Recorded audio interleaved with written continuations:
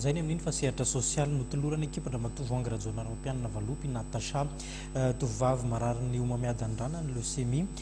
tanjona atao anatin'izy ity ny anampiana ndray aman-dreniny mba ahafahana mitsabo araka ny tokony ho izy any Natacha izay vao enina ambin'ny 10 taona monja araka ny fanambarana.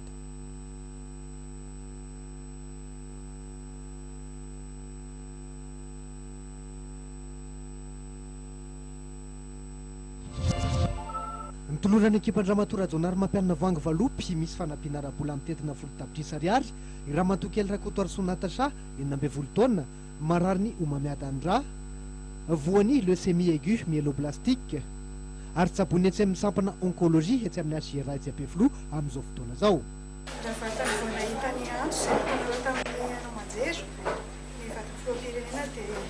nanohina ny folo koa ilay antso dia tonga izy avy hatrany naniraka anay mitondra ny anjara biriky ho an'ny zanatsika le marary ary indrindrindrindra koa mitondra ny fankahirezana amin'ny fitsaboana ho anareo ray aman-dreny. Nampiseho fankasitrahanareo malala-tanina ny reniny Natacha zava-dehibe tokoa ny fahatongavan'ny fanampiana arabola toy izao.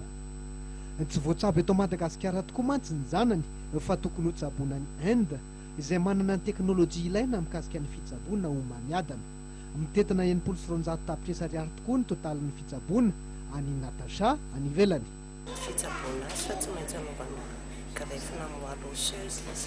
arakaraka ny fahavoriana an'ilay vola zany no anaovana an'ilay izy eo am-pitadiavana an'ilay vola mihitsy ny izay zao any Inde aloha toy ny hôpitaly efa hitanay